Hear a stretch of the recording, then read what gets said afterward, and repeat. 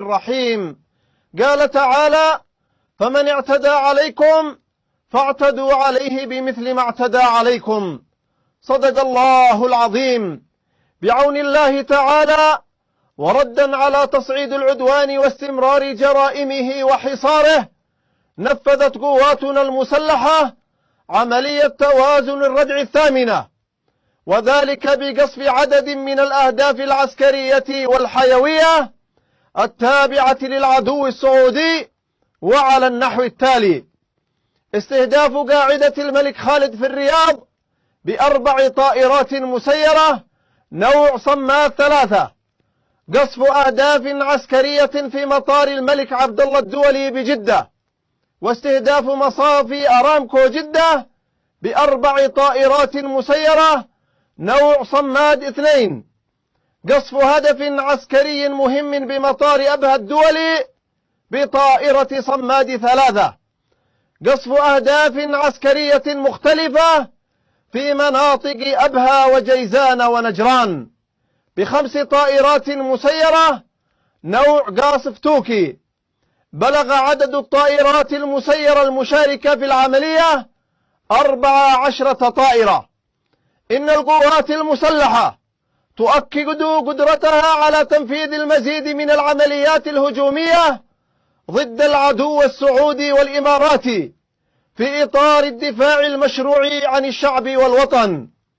إن القوات المسلحة وبعون الله تعالى سوف تواجه التصعيد بالتصعيد حتى يتوقف العدوان ويرفع الحصار، والله على ما نقول شهيد.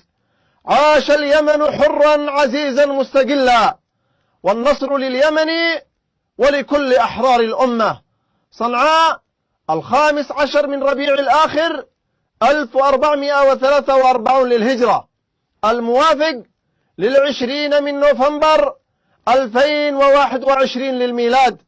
صادر عن القوات المسلحة اليمنية.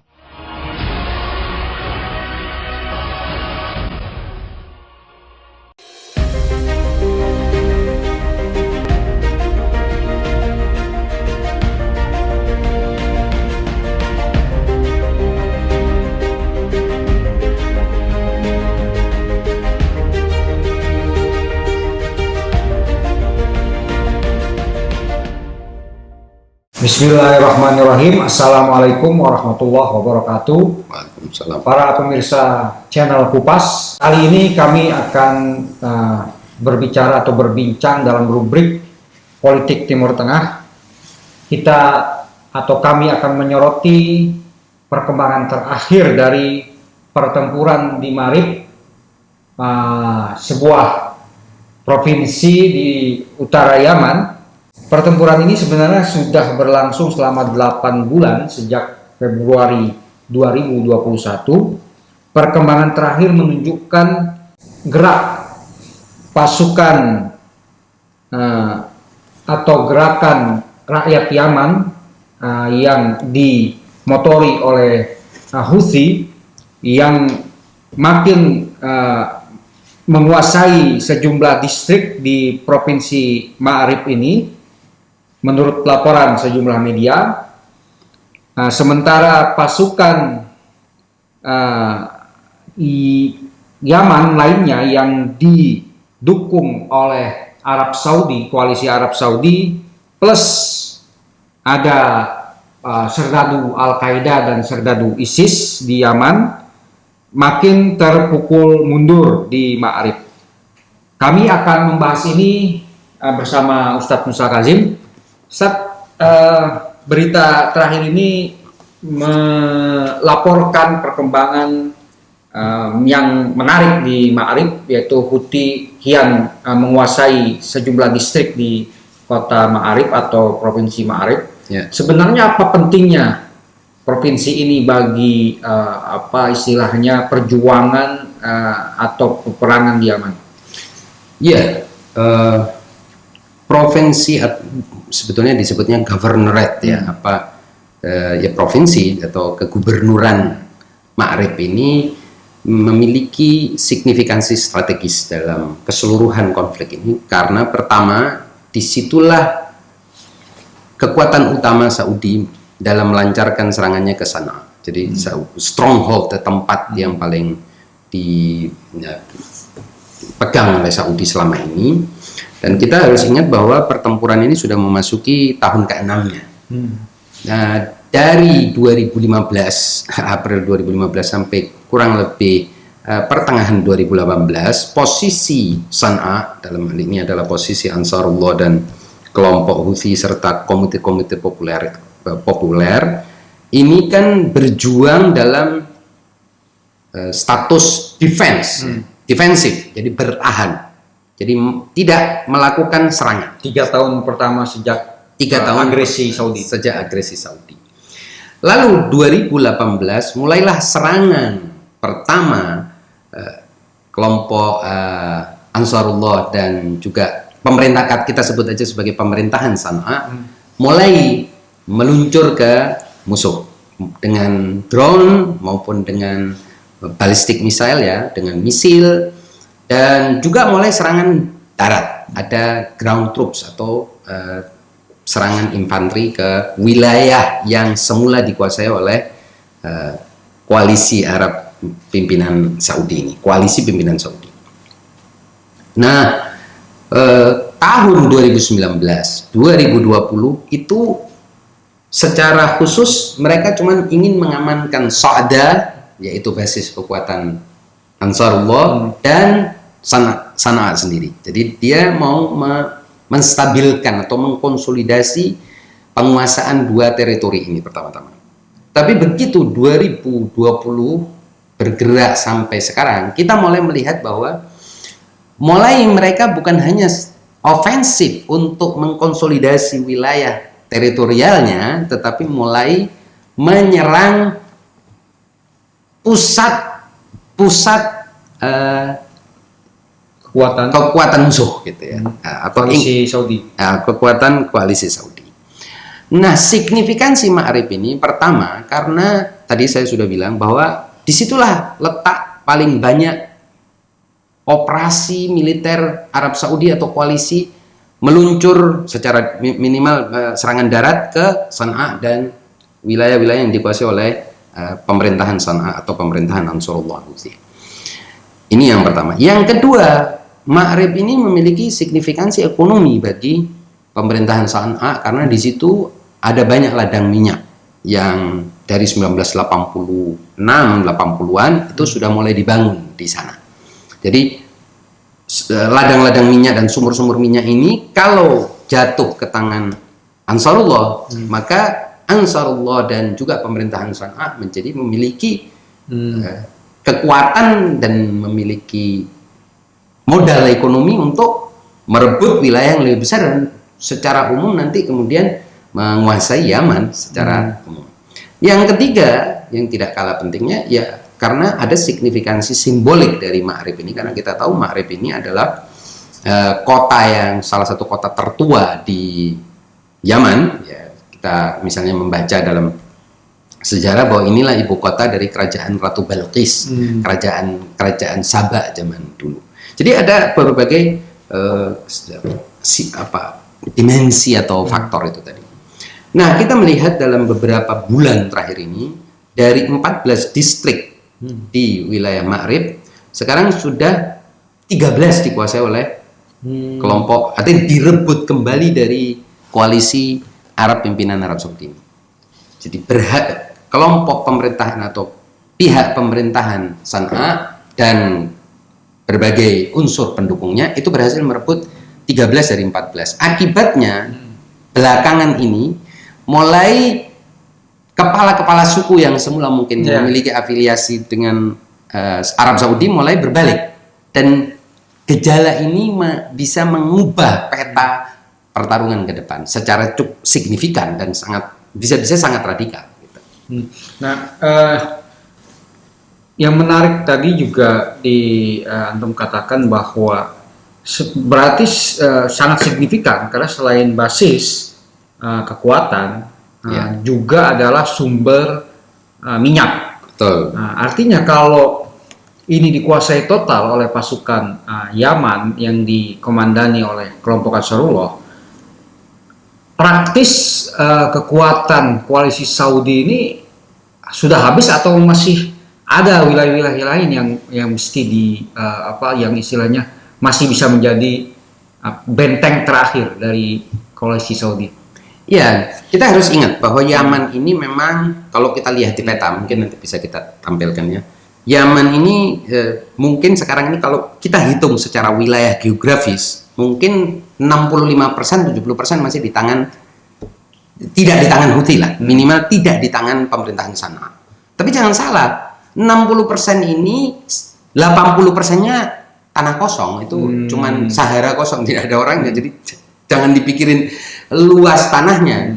Dalam berpikir kan kita harus lihat bahwa apa signifikansi penguasaannya, karena boleh jadi juga pada akhirnya pemerintahan Sana'a juga tidak perlu juga untuk menguasai dan mendominasi wilayah isinya hanya padang pasir kosong.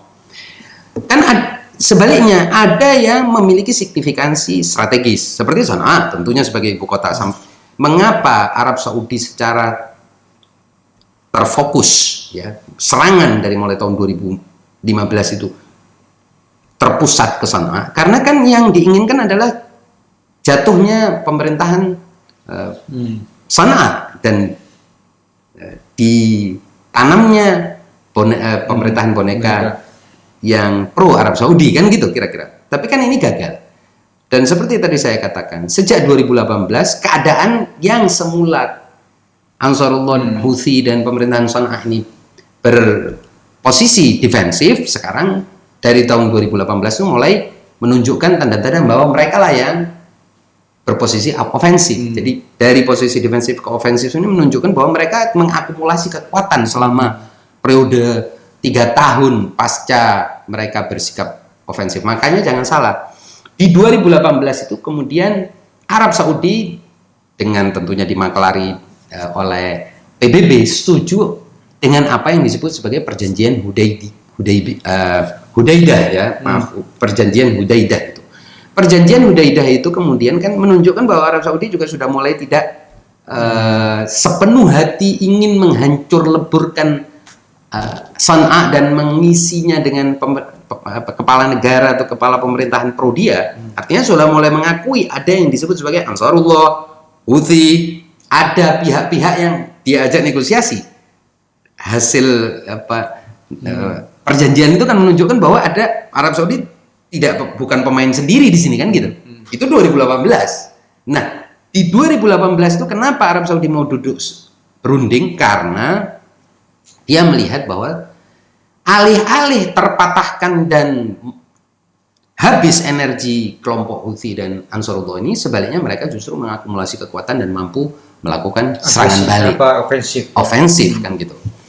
Nah, yang menarik kemudian setelah itu beruntun Hudaidah jatuh ke tangan kelompok Houthi, kemudian mulailah Houthi ini mengkonsolidasi wilayah utara. Karena sebetulnya Yaman ini kan ada Yaman utama, ada Yaman utara, ada Yaman selatan. Yaman utara ini yang berisi kota-kota, berisi wilayah-wilayah strategis. Kalau Yaman selatan kan kebanyakannya ini padang pasir. Kalau kita lihat misalnya. Dan itu Yaman selatan memang daerah basis tradisional Houthi kan? Enggak, Yaman utara dong. Yaman utara. Nah, Yaman utara kan yang Houthi kan, Sana'a kan di utara. Kalau selatan ini kan kebanyakannya masih padang pasir, Pak. Sebenarnya kalau kita misalnya lihat Hadramut itu kan provinsi terbesar, barangkali mungkin 50% lebih Yaman itu kan Hadramut, tapi kan banyak kan kosong, wilayah tanah-tanah biasa. Nah, maksud saya jatuhnya Ma'rib ini akan mengubah, bahkan boleh jadi ini akan menyebabkan Saudi mengalami seperti yang dialami oleh Amerika di Afghanistan. Gitu. Pilihannya, kalau kita tahu Amerika kan abrupt exit kan, jadi keluar mendadak. Tiba-tiba, meskipun sudah ada semacam rencana dari Joe Biden, tapi tidak ada pemberitahuan lebih awal, gitu kan? Nah, apakah Arab Saudi akan melakukan hal yang sama? Ada tanda-tanda seperti itu. Jadi seperti juga Amerika ketika dia mau melakukan pengunduran atau penarikan mundur pasukannya secara mendadak, dia melakukan negosiasi tertutup dengan kelompok Taliban dimediasi oleh Qatar, seperti itu juga yang sekarang sedang dilakukan oleh Arab Saudi dengan Iran, dimediasi oleh Irak itu. Jadi seolah-olah Iran saya harus katakan bahwa dalam soal Yaman, Iran itu hanya melakukan bantuan moral.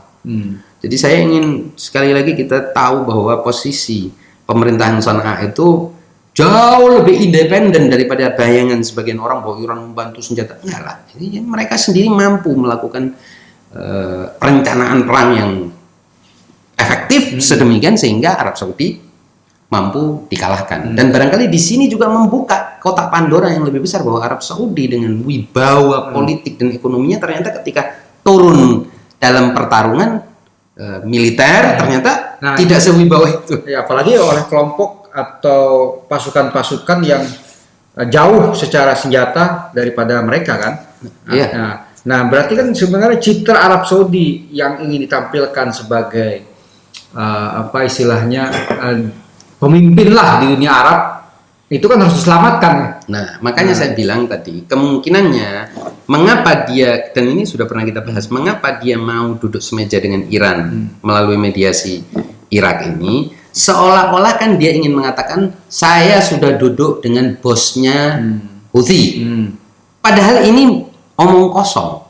Ini sayangnya sebagian orang termakan oleh pikiran bahwa Iranlah yang mendukung Houthi dan kelompok Ansarullah dan menghidupinya dan memberinya makan dan memotivasi. Tidak benar. Houthi ada sendiri. Ada Iran atau tidak ada Iran, Houthi ini ada. Kelompok ini ada, eksis di Yaman. Nah, pikiran Arab Saudi ini tadi untuk menyelamatkan wajahnya. Bahwa saya sekarang sudah duduk dengan tuan. Saya bukan cuma menghadapi Houthi, tapi juga ini loh Iran. Negara jualan dia ke dunia Arab kan begitu. Saya ini terpojok, kalah, sampai mengalami kerugian besar seperti ini. 6 tahun tidak beranjak, bahkan kehilangan wilayah yang sebelumnya saya kuasai. Sekarang berinsut-insut saya mundur. Ini bukan karena saya melawan Houthi loh, karena saya melawan Iran. Dan di belakangnya ada Syiah, dunia Syiah, Irak. Walhasil ini imajinasi inilah yang sedang dijual ke publik Arab. Padahal kenyataannya Iran tidak melakukan apa-apa. Bagaimana Iran mau melakukan sesuatu yang dia tidak bisa ke sana, tidak punya perbatasan? Dan ini beda kasusnya dengan ketika Iran membantu Irak, ada perbatasannya. Iran membantu Kurdistan, ada perbatasannya waktu melawan ISIS. Kan ini kan jauh. Jadi menurut saya kali ini Arab Saudi ingin menyelamatkan wajahnya, mukanya dengan cara dia bernegosiasi dulu dengan Iran. Karena selama ini framing yang dia lakukan di media, narasi yang dia munculkan adalah dia tidak sedang melawan Houthi semata-mata, tapi dia melawan big boss-nya yaitu Iran. Nah, kalau dugaan saya, prediksi saya, setelah negosiasi yang etok-etok itu kalau bahasa Jawanya, negosiasi bohong-bohongan itu, dan Iran tidak akan juga bisa, dan Iran tidak mendapatkan mandat apa-apa untuk berbicara atas nama Houthi, pastinya Iran tidak punya mandat dan tidak punya wewenang dan tidak punya hak. Arab Saudi akan segera mundur secara mendadak. Sedemikian dia bisa menarasikan kepada dunia Arab dan dunia Islam bahwa oke, saya sudah dapat poin-poinnya dari Iran, karena itu saya akan mundur hengkang dari wilayah Yaman. Saya kira ini yang sedang diolah oleh para spin dokter di Arab Saudi atau ahli-ahli strategi media. Ini sebenarnya bukan strategi militer, ini sudah jadi kayaknya sudah masuk isi tugasnya strategi media. Jenderal-jenderal sudah ini kalang kabut. Jenderal-jenderalnya sudah terbukti 6 tahun nggak bisa melakukan apa-apa gitu. Jangan diambil lah media strategis gitu ya. Saya kira ini konsultan-konsultan media lah yang mulai bergerak untuk framing cerita itu, men-spin ya, memelintir cerita itu seolah-olah sekarang duduknya Iran dengan Saudi ini, atau duduknya Arab Saudi dengan Iran melalui mediasi Irak ini dalam rangka untuk menyelesaikan persoalan Yaman dengan Iran. Persoalan Yaman bukan persoalan Iran, dan Iran nggak punya hak. Dan kita harus katakan secara jujur bahwa Iran tidak membantu apa-apa juga kepada Yaman kecuali moral dan politik. Apa yang bisa membantu apa? Terlalu jauh dan risiko besar buat Iran. Lagian Iran tidak bisa datang ke sana secara langsung kan gitu. Apalagi pemerintahan Son'a sudah menegaskan bahwa kita berjuang sendiri, nggak ada hubungannya dengan Iran. Sementara pemerintahan Son'a melakukan itu kan dalam rangka menekan Arab Saudi. Lebih jauh, kamu ini cuma menghadapi aku aja sudah berantakan gini, jangan bicara menghadapi yang lain.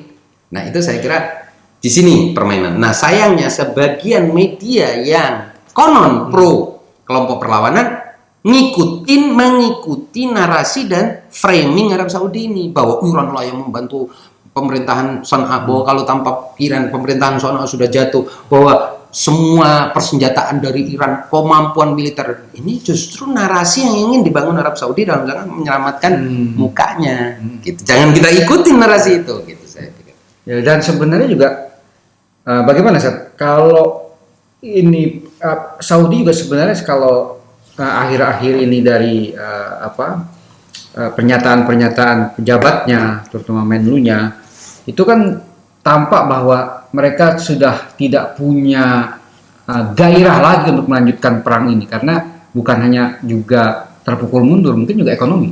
Iya, perang ini telah dalam 6 tahun telah menghabiskan menurut laporan-laporan yang kita baca di media dan saya kira itu valid 300 miliar US dollar dari harta benda Arab Saudi dan dari penghasilan dia, ditambah penghasilan dia minyak turun, drop, harga minyak turun.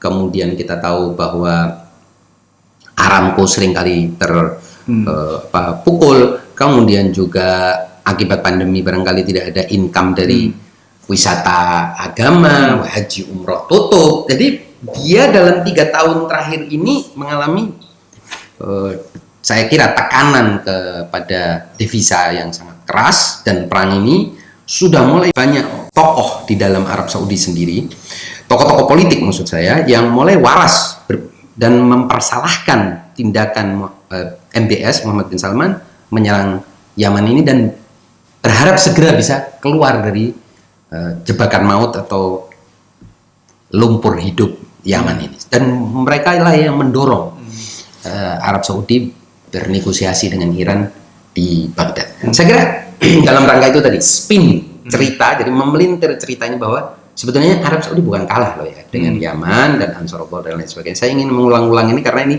tidak sedikit orang yang terjebak juga. Jadi dalam rangka membesarkan peran Iran, kemudian dia terjebak masuk dalam frame yang dibangun Arab Saudi dan juga media Zionis pada umumnya bahwa sebetulnya Arab Saudi bukan kalah lawan Ansarullah dan Houthi, tapi kalah lawan Iran. Artinya lebih malu kalau bener kalah lawan Houthi kan jelas. Loh iyalah, ini kan seperti ya ibaratnya kan ada heavyweight champion juara kelas berat, tinju kelas berat, kalah kelas bulu. Kalah kelas bulu. Mendingan dia bilang enggak, kelas bulu ini sebetulnya harusnya kelas berat kan gitu. Kelas bulu ini di belakangnya. Di belakang. Jadi ini saya kira ini yang saya baca dari media yang mereka sedang spin pelintiran itu ke arah sana dan juga framing ke arah sana, narasi yang dibangun juga ke arah sana sejak awal. Saya kira sejak tahun 2018. Setelah kehilangan kepedeannya menghadapi posisi Houthi yang semula defensif dari mulai 2015 bertahan, 2016 bertahan, 2017 bertahan, 2018 kok mulai bangkit menyerang. Nah, ini mulai harus dipelintir nih. Saya sebenarnya bukan sedang melawan, bukan hanya saya loh ya, di belakang saya ini ada Uni Emirat, ada persis setelah perjanjian Hudaidah, jangan lupa 2018 Qatar mulai mundur ya. Qatar, Jordan mulai mundur tuh. Kenapa? Karena dia bilang, wah ini kita sudah ngelawan kelompok kecil, ngapain rame-rame, udah dikeroyok, tetap juga kita nih koalisi kalah. Nah, mulai pada mundur tuh. Makanya kemudian clash antara Arab Saudi dengan Qatar kan terjadi 2018. Arab Saudi, Qatar, Bahrain dengan Qatar, Uni Emirat dengan Qatar itu mulai 2018. Karena apa? Mulai Qatar yang lebih tidak punya beban psikologis menghadapi Houthi, dia mulai mikir, wah ini kita masa kalah sama bukan negara cuman kelompok. Nah, makanya dia buru-buru tarik diri. Saya kira itu problemnya. Baik, terima kasih atas penjelasannya. Demikian para saudara sekalian, diskusi kami tentang kabar perang di Ma'rib, the Battle of Ma'rib, yang perkembangan terbarunya menunjukkan pergerakan maju pasukan Yaman yang dikomandannya atau dipimpin oleh kelompok Ansarullah. Kita akan menyaksikan ke depannya jika memang Ma'rib ini total jatuh ke tangan pasukan pemerintah di San'a, bagaimana Arab Saudi mempraktikkan exitnya atau keluar dari Yaman. Nah, demikian, kurang lebihnya kami mohon maaf. Bila hidayah, wassalamualaikum warahmatullahi wabarakatuh.